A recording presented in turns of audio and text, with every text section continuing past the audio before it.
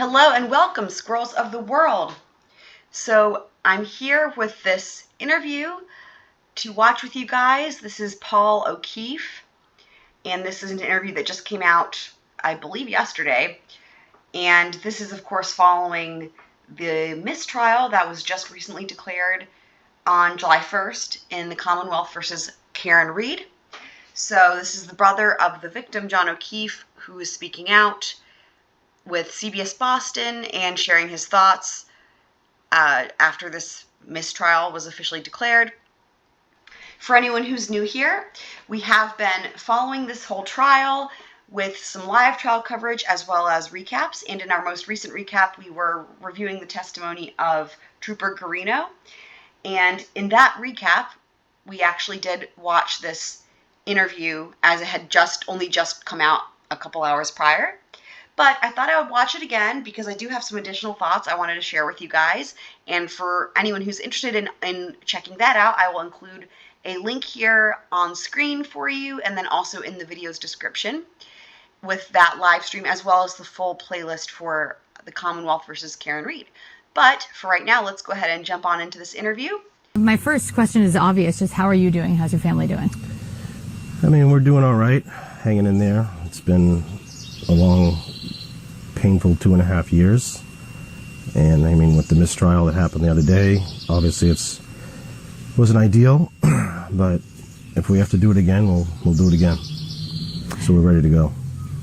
Did you, prior to jury deliberations, ever think a mistrial was even possible? I kept everything was on the table, I guess, but obviously hoping and confident that we were going to get the conviction that we were looking for. So as far as the mistrial, yes, it's something we didn't want, obviously, but, you know, it's just a bump in the road, and like I said, we'll do it again. We'll do it. So I will just say briefly that one of the thoughts that I had, and I know a lot of you also had during the trial, was just at what moment were they going to maybe realize, you know, that Karen wasn't responsible for this, you know? I think it's one thing to just get, I think it's one thing for a mistrial or a not guilty verdict, but it's a whole other thing entirely when if you were to really let it sink in, just that the entire investigation was just to understand and accept and recognize how botched it was, and that no matter how you look at it, right? If you're Paul O'Keefe and you're hoping for a guilty verdict and you don't get a guilty verdict, it means the Commonwealth didn't prove their case. Now, again, I'm just saying, no matter what you think, no matter what your own personal beliefs are, I'm saying from Paul's standpoint, right? If that's what you're thinking, you're hoping for a guilty verdict or you're expecting a guilty verdict, and there isn't a guilty verdict, by definition, it means the Commonwealth didn't prove their case. So even that alone, right? And then on top of that, everything that came out in trial regarding the investigation and everything else, and that they all saw, right? The O'Keefe family saw. And I was very surprised to hear his perspective. We'll do it as many times as we have to. You'll be back in court every day for another long trial. Absolutely. How are your parents? They're doing all right. That's more of my concern, is that they have to go through this again. I mean, I'll do it 10 more times if I have to, but I hate the fact that they have to go through this all again. We don't know where it's going to happen, when it's going to happen. But I mean, overall, they're doing okay. Mm-hmm. And they have John's kids now too, or your sister's kids. Yeah. So they're living in my brother's house in Canton. Raising my niece and nephew, who are 16 and 13. I wanted them to come down here and live with us, but my niece didn't want to leave Canton, didn't want to leave her friends, didn't want to leave her house, and kind of hard to force a kid who's been through as much as they've been through to kind of shake up their world, for, I guess, a third time. Yeah, I mean, can you just talk about Kaylee and Patrick? I mean, they, because we didn't put them on camera or anything, of course, during the trial, I had a lot of people ask me, what were they like? And they seemed like, for a reason, very, very strong kids. They're great kids, they're strong kids, they're resilient kids. They have every excuse in the world not to be good kids. My niece Kaylee, super strong. When asked if she wanted to testify, we told them they didn't have to, and she said absolutely she wants to. She wanted her voice heard, her story heard. Wanted people to listen to her. She felt like because she was, 14 at the time, that no one wanted to listen to her. So she was strong and insisted on doing it. And my nephew was, he wanted to support her. So he said, if she does it, I'll do it. So I'm proud of them both for doing what they did. Yeah.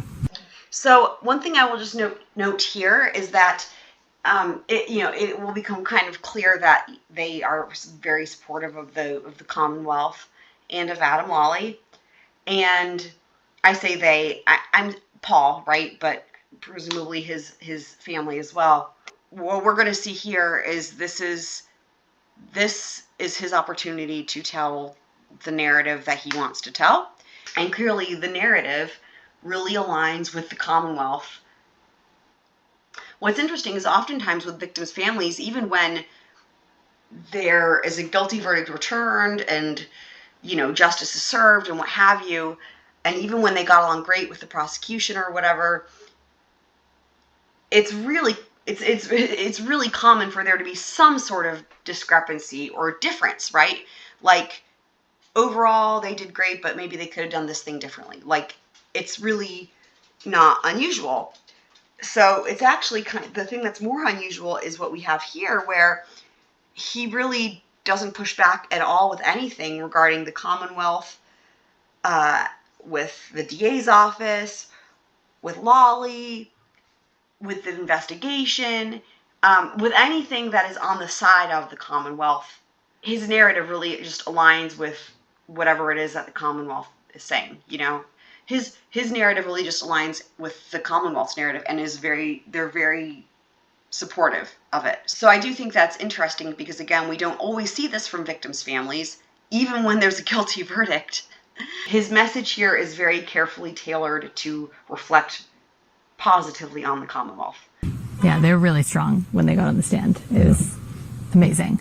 Do you feel comfortable telling me just from all that you've learned over the last 2.5 years, like what you think happened that night? Oh, we know what happened. We know that Johnny and Karen were arguing. It was kind of towards the end of their relationship. Things weren't well. They were drinking and arguing and fighting, and in an intoxicated state of rage and jealousy, she just decided that she was going to do something about it. So, a couple things here. I did point out on the live stream. I thought it was interesting that he said jealousy, in a state of intoxicated rage and jealousy. So, in his mind, jealousy played a big part of it. I'll let you guys think about what, if anything, to quote Lally, that he means by that. Put the car in reverse and ran him down and left him there to die. And we okay, that sure sounds like the Commonwealth's narrative, doesn't it? Figured it out as soon as she left the house that day when she came over. We didn't talk to any investigators, state police, nobody. So I'm going to replay that part. Put the car in reverse and ran him down and left him there to die. And we figured it out as soon as she left the house that day when she came over. We figured it out as soon as she left the house that day when we came over. So pay attention to that, because there's actually going to be two different things that come up later that are going to relate back to this that I will point out during the interview. What he's saying here is that her behavior of leaving the house was so suspicious to him that without any evidence or without any investigation or anything like that, without any charges, without any cause of death, cause and manner of death, without any evidence, based on that behavior alone, that she left the house, that was enough for him, that he knew for a fact that she murdered him. Right away. That's what he's saying. We didn't talk to any investigators, state police, nobody. My mother had said, do you think she has something to do with this? And I said, we're not going to think like that. Went outside to the driveway to look at her car, and her car was gone. It was a blizzard. I knew what the driving conditions were like. I mean, but she didn't live there, right? I mean, she didn't live there, so. I knew what the driving conditions were like coming from the hospital to Canton, and I knew that they were going back to Deighton, which was a much further drive. So, and there's that going back to Deighton thing. Again, just like what I was saying, where how they're like the narratives align so much with the Commonwealth, it's kind of crazy. You don't usually see this, even down to really specific details. Stuff that, like we heard Lally say in closing, this going back to Deighton thing. I don't understand why this is such a big deal to this family or to Lally, because she didn't live with John O'Keefe. And she wasn't even planning on staying there the night he died anyway. She was planning on going back to her house. And I don't understand how it's reasonable to expect someone to just all of a sudden live at a house they don't live at. You know what I mean? Like, and conversely, we've seen it where the opposite is also indicative of guilt, where somebody doesn't live somewhere, right? Let's say it's a neighbor or a friend or a stranger or whatever it is, right? And somebody passes away under suspicious circumstances, and then this person who isn't supposed to be there all the time shows up all the time and is like, I'm here to help, I'm here to support you, and they're like always around, and it's like, that's weird. And so, you see what I mean? It's like you can't do the right thing. You can't do the right thing in these situations, and everything can always be interpreted as the wrong thing. We put it together pretty quickly. See, they put the pieces together on their own. So without any other information, without any evidence, without any proof, they put the pieces together on their own. I was going to ask you that next, so you took words out of my mouth. It was like, when did you realize? It was literally that morning. Yeah, so I would say early afternoon when they came back to the house. She wanted to come over and see the kids. Didn't really interact with them at all. Was there for probably a total of 30 minutes. Didn't say much or anything. And half of her time was upstairs gathering her things. Then my wife spoke to her on the phone on their way back to Deighton. And she told my wife that just have to remember the bad times. And I don't think I'm ever going to talk to you guys again. Was that phone call what made you sure of what had happened? Absolutely, yeah. We already, like I said, we put the pieces together on our own, and that just really solidified it. Mm-hmm. Why would somebody say that? Why would someone say, if you didn't do anything, why would you say you're never going to talk to us again? So at least he's giving a second reason why she's guilty. It's not just the fact that she left the house. It's that he thought it was weird. He said, if you didn't do anything, why would you say you're never going to talk to us again? So that's the second reason he's sure of it. Or why do you have to remember the bad times? Almost like justifying what she did. This is going to be an example of what we will see, I think, more of, in my personal opinion, of a false memory. So with false memories, it's a phenomenon where someone recalls something that did not actually happen, or just remembers it differently from the way that it happened. There's a lot of different factors that can be involved with this, with having a false memory, but one of the things is a social desirability, where there's a perceived social pressure, or individuals that feel like they're under a greater social pressure. Another thing is from a trauma memory, where due to the trauma, parts of the memory that are lost, right? And might be even just a bit fuzzy. And so here what you can have is just like a filling in the blanks thing, right? Like they go to fill in the blanks, especially if someone's asking them questions, right? Like if they've been through a traumatic experience like this family has, and then they're being asked questions about what happened. What you can have is this, filling in the blanks. And it's not even like it's an intentional process. It happens subconsciously just to kind of fill in those gaps. But I do think that is even more likely when you have a situation where someone's asking you questions about an event, to where you feel, again, it goes back to like the first example of the societal pressure. You feel like there's a pressure, like you should have this answer. And a great example of this is interrogations, because we see this in interrogations all the time where, for example, in those cases, it might not be a trauma memory, but more so it might be something that didn't actually happen, right? It's like an implanted memory where it's suggested to them enough times and there's enough pressure to acquiesce to the authority figure. And due to that pressure, they can actually start to believe it, right? I think that, that's just kind of a good example. And there's a similarity there with like an implanted memory and then like a false memory due to trauma and things like that.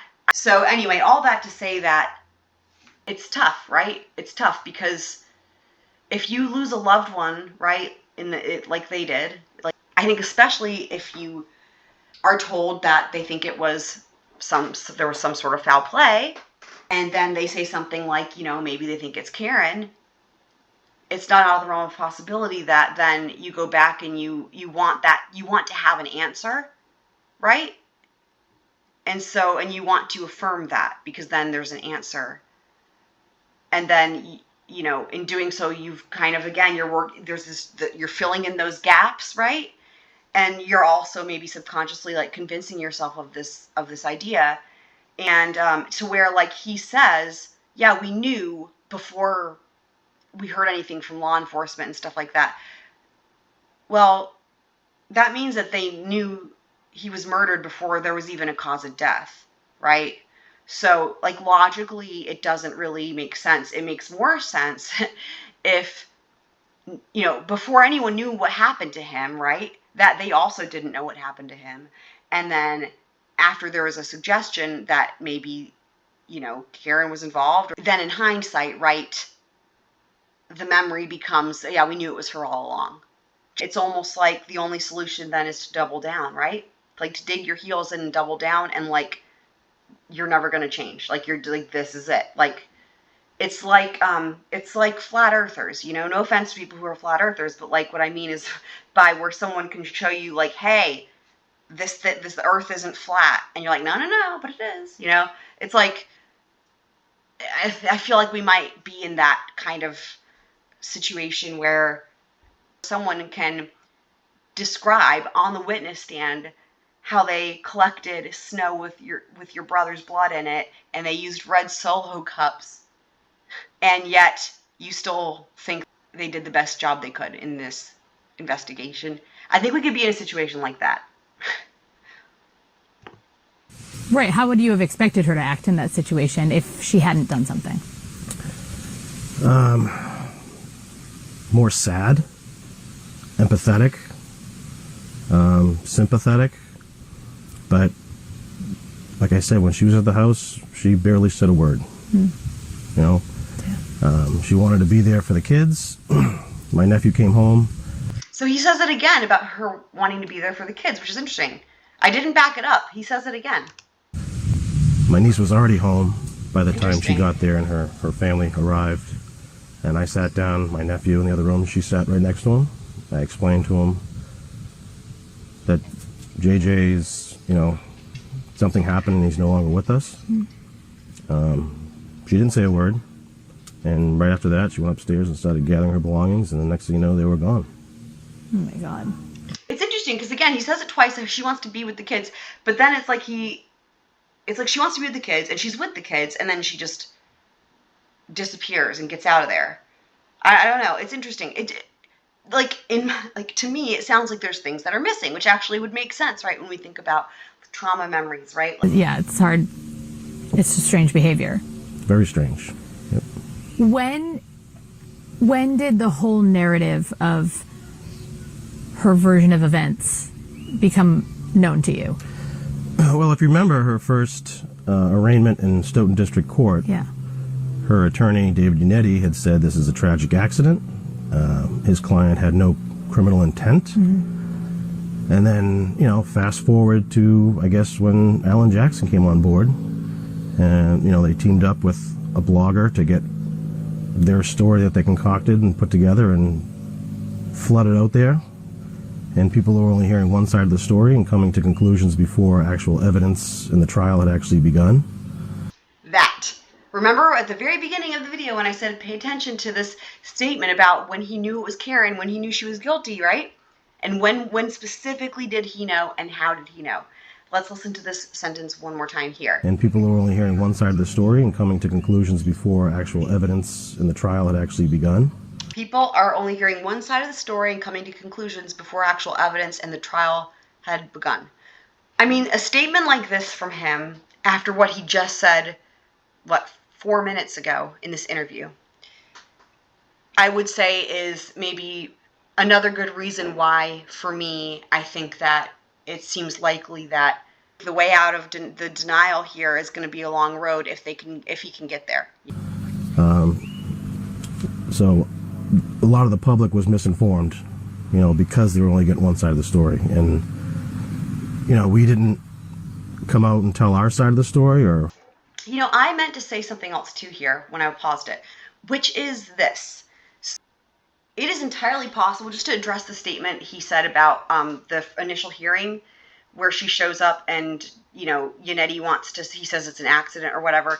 Now, my plan, first of all, my plan after I finish the recaps is to go back and cover all the pretrial litigations and the hearings, the motions, court filings, because I came into this whole thing blind without having any of that. I came in knowing nothing about it.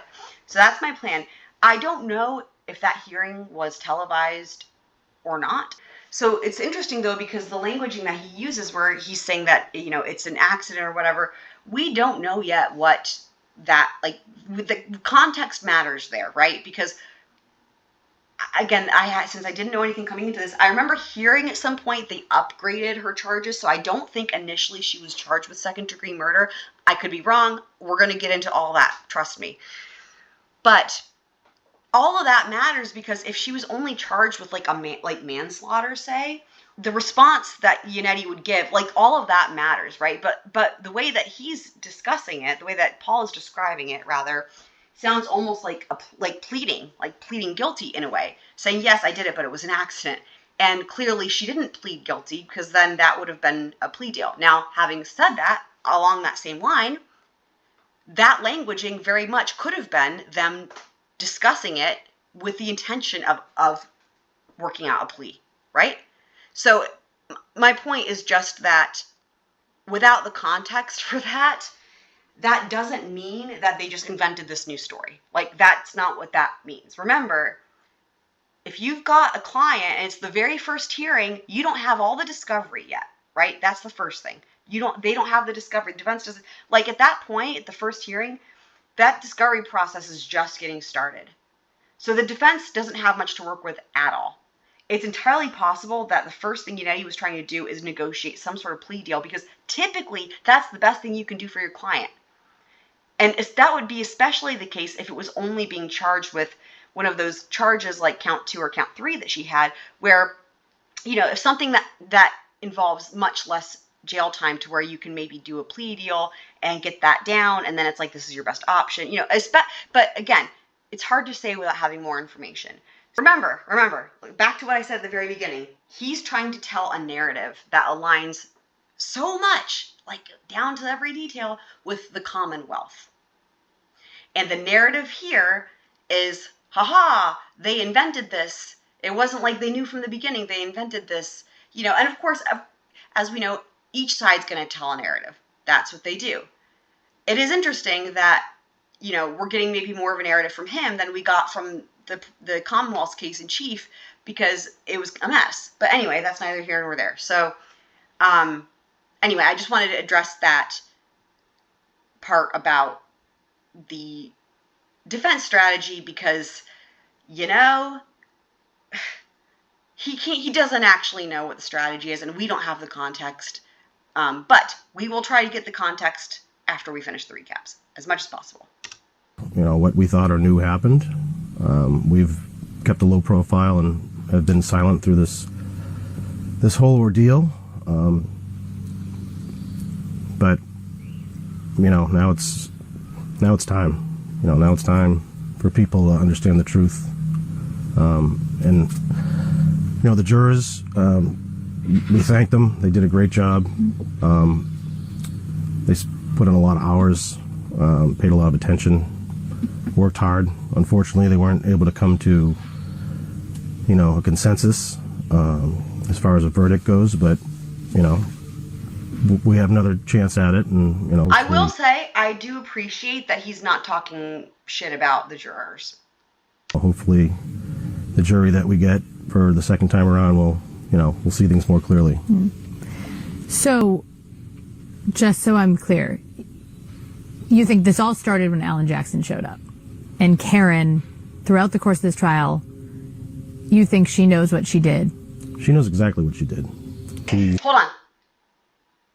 Let me back that up. So this part right here is one of the main reasons I wanted to make this video, because I didn't catch this when I watched it on the live stream for the first time.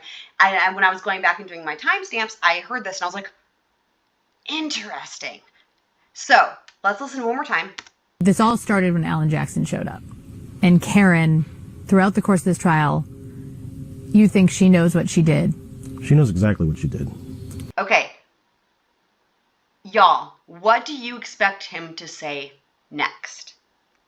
In your minds, think about it. You can feel free to put it in the comments if you want. What do you expect him to say next? I know what I expect.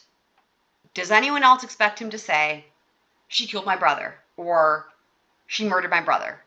Again, hold on. Let's listen one more time. Just so I'm clear, you think this all started when Alan Jackson showed up. And Karen, throughout the course of this trial, you think she knows what she did? She knows exactly what she did. She murdered my brother, or she killed my brother, right? Is that what we all are expecting? Because here's what's interesting about his answer.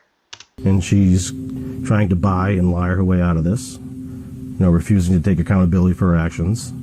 Not only that, but pointing the finger and blaming. It's weird that that's missing to me. Now, I'm not saying the rest of it's weird. Like, it's not weird that he's saying she's not taking accountability, blah, blah, blah, blah, right? Not taking accountability for her actions. That's not the weird part. The weird part is the murder part that's missing. Hold on, let me show you what I mean by this. She knows exactly what she did. She murdered my brother, and she's trying to buy and lie her way out of this, refusing to take accountability for her actions. See how that makes more sense? She murdered my brother, and she's trying to lie and buy her way out of this and not take accountability. The thing that makes less sense is she knows exactly what she did, but then not saying that thing, right? She knows exactly what she did, and she's trying to lie and buy her way out of this. I don't know. It's just, with a statement that's so, direct like that, it seems weird that you don't then follow that up with the thing when you're going to say something that's like a bombshell statement. She knows exactly what she did. Give me the thing. What's the thing? You know what I mean? So, I don't know. I just thought that was really interesting. Actions. Not only that, but pointing the finger and blaming innocent people. Speaking of a lack of accountability, what types of accountability exist, right, as our society? Like, we have accountability to our work, right? We have accountability to our family, our friends. Then we have societal accountability. That's things like not breaking the law and shit, right? But then we also have accountability to ourselves. So maybe he's insinuating and suggesting that Karen's not taking accountability in terms of the societal type, right? Criminally speaking. What we're also seeing here is maybe a lack, again, of personal accountability in terms of self-reflection and assessing one's own perspective, biases, what have you, because, again, this is just another statement that is to be honest, it's by definition, it's hypocritical, right? But it's even more obvious than that. Yeah, talk to me about that. Because the thing is, it's the story on the defense's side is not just, oh, she didn't do it. It's she didn't do it and all these other people did. Yeah, she's pointing the finger at everybody. Everyone's lying except for her, according to her. I think we had 67 witnesses testify. 68, I'm sorry, testify. Sorry. And according to them, they're all lying and they're not credible, and, which, there's first responders that were just doing their job that day. Jen McCabe, Kerry Roberts, all they did was pick up the phone and help because she was asking for help. And according to them, the only one telling the truth is her. Right. The problem is that Terry Roberts wasn't there that night, right? So she was a very credible witness, which is great. But the only problem is that she wasn't actually there that night, right? So it's not it kind of cancels each other out, right? Like in terms of her testimony being good or bad for either side. She was a credible witness. She was honest. She saw what she saw. She did what she did, but she wasn't actually there when it happened. So, So, I don't even know what to call them. We have a variety of names. The pink people. They turned on all those people first. Jen McCabe, Matt McCabe. But then, how have they treated you guys over the course of the last year and a half?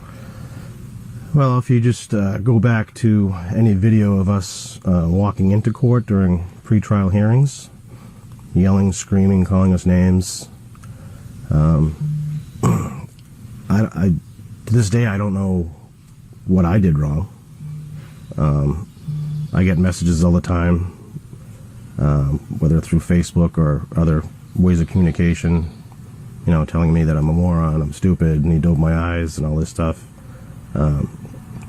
But I ignore those. I don't really care what people say to me, because this isn't about me. This is about my brother. And I like to think I know a little bit more of what's going on in the case than, people that are just reading stuff on the internet. And there's been things said about me, accusations about me, all types of things that just aren't true.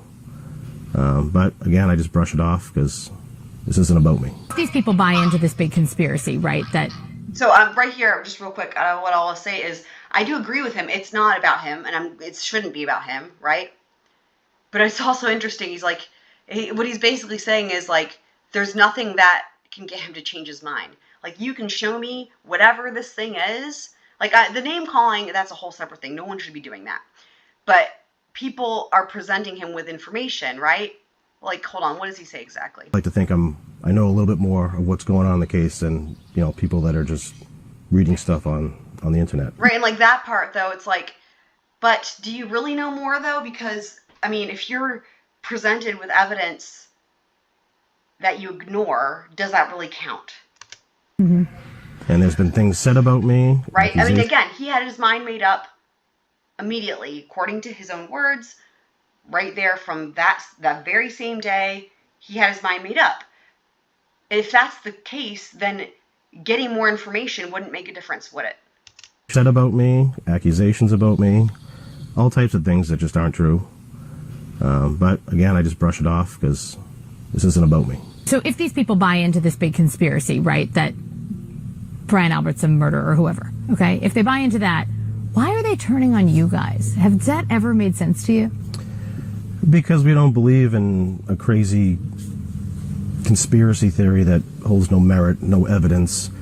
I mean, we know these people. I mean, Jen McCabe has been a family friend of ours. She was friends with my sister. We've known her for over 10 years. She was very helpful with, picking Kaylee up to and fro when he took over raising the kids. Kerry Roberts we've known for a very, very long time, right? And at the time, she didn't really know Jen McCabe or any of the McCabes or Alberts. And her testimony corroborated everything that Jen said, and the defense, I think, was scared of her and didn't even want to ask her any questions. They just wanted her off the stand. Again, she wasn't there that night. And I guess the negative or hate that's directed towards me, mostly me and my mother, is because we support these people who are being falsely accused of something they didn't do, right? And their lives have been turned upside down and partially ruined. Colin Albert, who was a 17-year-old kid at the time, his life has been turned upside down and ruined. I've gotten to know the Alberts through all this, and they're all good people. So just because we don't believe in a crazy conspiracy theory and we believe that Karen Reed is guilty of killing my brother, they take it on us. No one should be harassing them or anything like that, right? That shouldn't be happening. Doesn't it feel sometimes like your brother's forgotten in all of this? Absolutely. All the time. It's turned into the Karen Reed show. You know, she walks through a crowd that cheers her on. She goes out in public, takes pictures, signs autographs. She's just living her life like nothing's ever happened. And meanwhile, my brother's been gone for almost 2.5 years. Mm-hmm. And I just want people to go back to who the victim is in this. It's not her. It's my brother. Okay. Here's the thing. It is entirely possible for there to be more than one victim in a case. Okay? I don't know why it, like, this entire thing of, like, pro Karen Reed or pro John O'Keefe or whatever it is, one side or the other, that doesn't make sense regardless of whatever case it is, right? To say I'm pro blah, blah, you know? It's like, in terms of what the thing that I think some people are missing, including him, is that there can be more than one victim. Okay? John can be a victim. I mean, John is a victim, right? But what my point is, like, Karen could also be a victim. It's not just one or the other. It could be both. Because if she's factually innocent and she's convicted of a crime she didn't commit and goes to prison, that's another victim. It's not just one or the other. It's not just black and white always, right? And so, but the other thing is that the reason this just drives me crazy with saying, like, pro Karen Reed or whatever, pro any of it, or anti any of it for that matter, right? Is, I mean, I agree, like, it shouldn't be the Karen Reed show. It shouldn't be any show. And as I was thinking about this, it reminded me of, like, if someone were to ask me, like, what would I say? Like, what's my stance? Like, what's my motivation, right? And my motivation, my viewpoint for any trial, I don't care what it is, if it's civil or criminal, is that I am pro-justice. Like, I'm for justice. Whatever that, like, I want justice, right? And that does not mean convicting an innocent person. And it does not mean convicting a person when the burden of the prosecution or the Commonwealth or, you know, the federal government, whatever the case may be, when the burden hasn't been met. And again, that's my point. Like, going back to this idea, there's no rule that says there can only be one victim in this case, or that there is only one victim in this case, right? Like, I don't understand how people think that the only way to get justice for John O'Keefe is to have an injustice happen to Karen. Like, the only way to create justice is to create more injustice. That doesn't make sense. That's not how it works. Justice doesn't just mean a conviction of somebody. And the person who dies isn't the only one who needs justice, right? What if, like, for example, take the family, right? I mean, John O'Keefe isn't with us here on Earth anymore. His family is. And so is Karen. Like, so in other words, in terms of the ways that justice should be served here, it's like his family deserves justice. So even that is indicative of my point of that it's not just one person. It's not just the one victim in any case. You know, whoever is, if somebody is murdered or somebody dies, like, if that, like, that's the one person. That's just not how it works. And the thing is people usually understand that when it comes to, well, yeah, their family is victims too, and they deserve justice. But what's funny is, like, that's not somehow being applied to a person who, if they're wrongfully convicted. So anyway, all that to say is that it reminds me of someone who says it best, and I can't possibly say it any better. And this is something I wanted to just show here real quick. So this is just a clip from the Depp v. Heard trial, and this is an expert named Ron Schnell, and we're just going to watch this one little part here right at the very end of cross-examination, and then we'll jump back into this interview. Okay. But you'll agree with me, justice in general is a good thing? Big fan of justice. Yeah, me too. No further questions. That's where I stand. I'm a big fan of justice as well. Shout out to Mr. Schnell. Justice is not always going to be a guilty verdict, right? Because again, an injustice to one person doesn't automatically equal justice for another. What do you want people to know about John? You call him Johnny. Kids call him JJ. Yeah. I mean, my older brother. So, I mean, generous, loyal, sometimes a pain in the ass to me. Oh, I'm sorry, pain in the butt to me. You can say pain in the ass. Just because he was my older brother, but he just was there if you needed him, took care of the people that he loved, good-hearted guy who didn't deserve any of this. He rearranged and uprooted his life, went from a single the bachelor lifestyle living in Boston to moving into instant dad role. Mm-hmm. And that's something that obviously everyone admires him the most for, and I do too. It wasn't easy for him at the beginning, but he learned to figure it out, and we all helped as much as we could without getting in the way. Just an overall good guy. And I assume he chose to do that, right? I mean, your sister's situation is unimaginable. Yeah, so then, after my brother-in-law passed away, we had to figure out, all right, what do we do?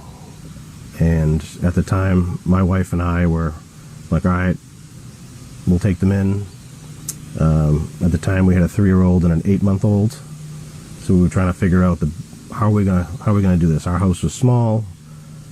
We didn't really want to live in the house that they both passed away in, but let me play that one more time. We didn't really want to live in the house that they both passed away in, but that's normal.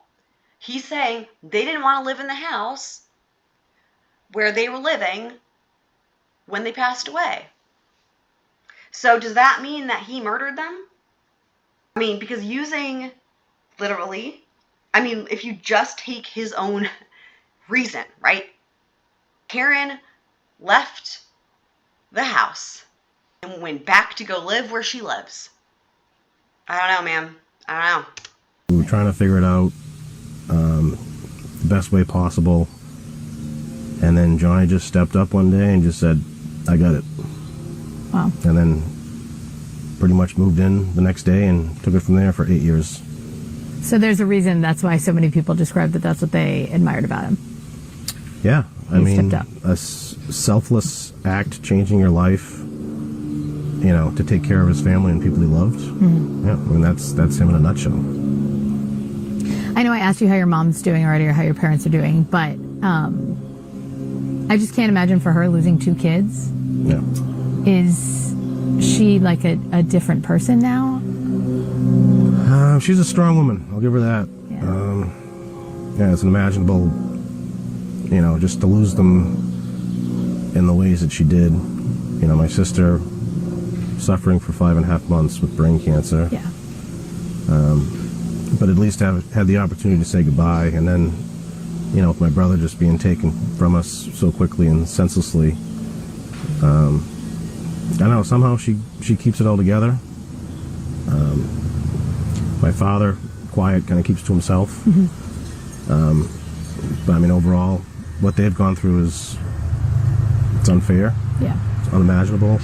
But they're strong and they keep moving forward, and just same thing. They do what they have to do to take care of their family.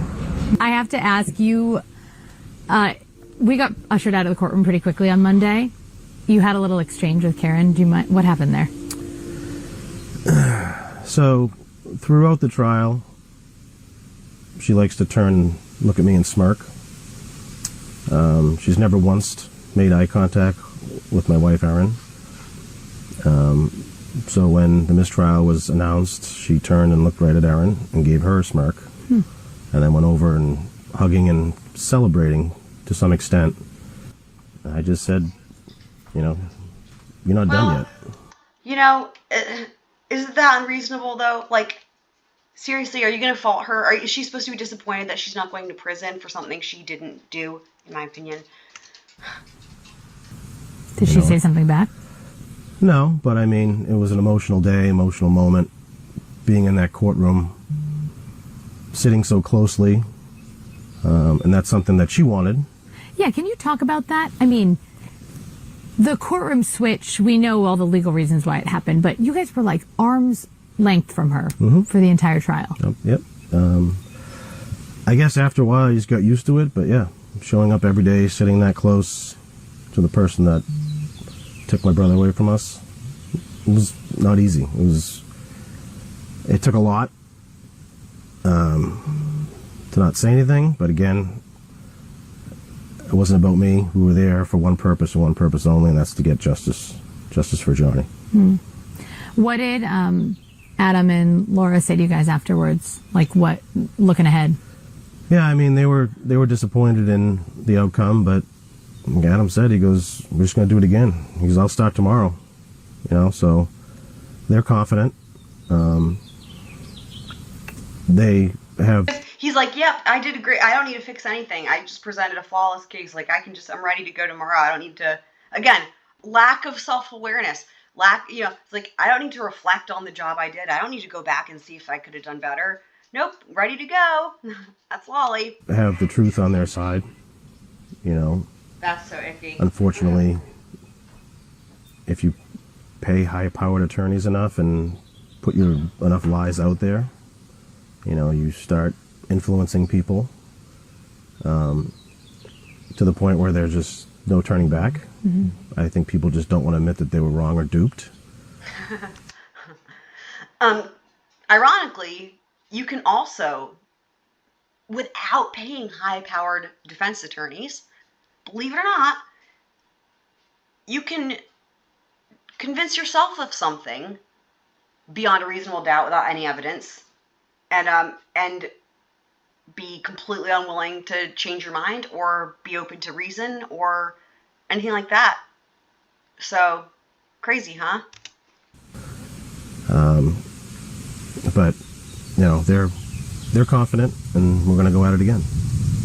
He being Adam, has been, like, he's kept to himself a lot, similar to you guys over the course of this. Yep. Do you think that's been hard? I'm sure it's been extremely hard on him. He's not the type that looks at social media or pays attention to any of that stuff. He just keeps his head down and does his job. This doesn't, well, I don't agree with the does his job part, but the part about him not using social media, that doesn't surprise me. Because I think if he did, we would have noticed a change in the way he asks his questions in the course of the trial. Good for him. He's not the flashy attorney that wants to be on camera all the time and have press conferences on the stairs like some people. He's just a hardworking, I guess... He's a Lallybird, and if anyone is curious about a Lallybird, you'll have to join us for a live stream to find out what one is. So the grindstone kind of guy, and just does his job. It's a very difficult job. It is a difficult job, yes. He's never once really complained about it, to us anyway. Yeah. None of this surprises me, right? He doesn't complain. He just ho-hum, it's just, I don't think he complains about it because I don't think, I don't feel like he's expending that much energy and putting that much into it, Anyway, I could go on. I know it's hard on him. I know it's hard on Laura. I know it's been hard on everyone who's been involved in this, but everyone's determined that we're just going to do it again. Has your circle of, the people who support you guys, has it grown? Has it gotten smaller over the course of all the noise outside of this? So for me personally, I've kept my circle smaller. People that we were friends with or haven't seen in a while, you just don't know where their mind's at. Yeah. What they believe. So we've been forced to become very kind of defensive, not as outgoing as we normally would be. But I think recently we're gaining some more support. I think people have been afraid, to show up to court and I guess counter-protest to the people that are outside. I think people have been in fear, but I think that's starting to turn. I think people want justice. you know. Again, there can be more than one victim, but we already talked about that. Anyway. Somehow we're still, I guess, vilified for just not believing in a crazy conspiracy. Yeah. On that note, I mean, there were certainly some moments in the case. You know, here's the thing. He said that the other time, too, and I thought it was interesting, because it's like, they shouldn't be vilified no matter what for whatever reason, right? So that's the first thing. But to what extent they're getting any grief, I would imagine, my guess is that it's not because they're not believing in a conspiracy theory, right? Like, I think that it's more along the lines of they're not, like this interview is evident of that, and we're going to get to the worst part here in a second, but they're not accepting reality. Like, they're not, when the way he looks at the solo cups and Trooper Proctor is a lot, but that doesn't mean you can do anything about it, right? Or that you should try to. At the end of the day, for him, if it's possible to see things objectively and start to understand what really happened here and what didn't happen here, more importantly, based on the evidence, it's going to have to come from some self-reflection, and that's going to have to come from within himself. Where there were weak spots exposed, right? Like, I think about the solo cups and Trooper Proctor, who now is facing job consequences as a result of this. What was it like for you to listen to those moments that weren't necessarily benefiting the state's case? Well, as far as at the very early stages, I mean, a crime scene during a blizzard can't be an easy thing to navigate, and yet, you know, they found evidence, they found a sneaker, they found pieces of taillight. This is incredible. Yeah. This is, listen again, the narrative thing, right? Listen to how he's going to stick up for the investigation, including the fucking solo cups.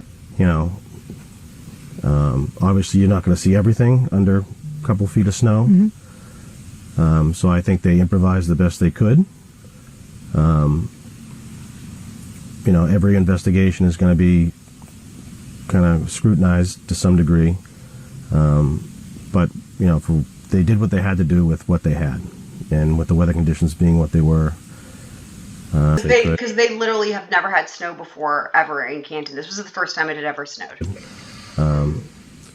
As far as, you know, Michael Proctor's comments, I mean, he even said, too, they were unprofessional, which we agree with. Is he saying that he, like, what? Pardon? Are you actually saying that was like adequate? That was an apology? Are you saying that was enough? They just, like I said, had to improvise and do the best they could. As far as, you know, Michael Proctor's comments, I mean, he even said, too, they were unprofessional, which we agree with. But, you know, this guy, his life's been ruined, you know.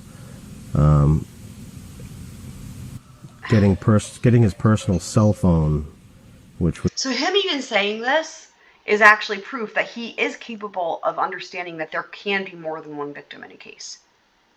So that makes it even more interesting when it's like, well, it just can't be Karen. Which was something that should never have happened. Josh Levy should never have been intervened in this. An FBI investigation was launched due to cherry-picked evidence or pieces of discovery that was only provided by the defense. Like, this is pretty unprecedented. To not even speak to the Norfolk District Attorney's Office, not speak to the Mass Police to see what they have for discovery and evidence. Just to intervene himself in that way, and which casted, you know, a shadow of doubt on the investigation. So I think he has a lot of questions that need to be answered. Yeah. Do you get updates on that? I do not. I do plan on trying to sit down with him at some point. Yeah. Whether I got a knock on the door. So Josh Levy, he's acting U.S. Attorney for the District of Massachusetts. But that's with the feds. But he's saying, you know, the feds shouldn't have gotten involved. That's what this comes down to. And, you know, isn't that an easy way also to just negate the ARCA dudes, right? Well, I'm just going to delete them from this entire thing because they shouldn't have been involved, and then I don't have to look at their evidence. I sent him an email, but sure I won't get a response, but if I have to go knock on the door and ask for a sit down, that's what I'll do. Is there anything I haven't asked you about that you want to make sure people know? In all this, I just want people to remember the actual victim. Again, he actually, at this point, has told us that there's not just one victim, because Trooper Proctor is also a victim. So, I think I mentioned it before that it's not the Karen Read show. Yeah. This is about a good man whose life was taken way too soon, and for selfish reasons, and has created a void in our life that was already an enormous void, but just made it even that much bigger. And I just want people to remember him and want him to get the justice he deserves and that we deserve. Mm-hmm. And that's Karen Read going to prison. This is that mentality I was referencing earlier of where as long as there's somebody that gets locked up for a crime, that's justice. An injustice to one person does not mean justice for another. Thank you. Thank you. Anyway, that's it for this video. Again, for anyone who's new, feel free to join us on the recaps, and I'm going to have a link for the playlist here in the description and at the end of the video. And that's all for now. See y'all on the next one. Thanks for being here, and thanks for being a squirrel.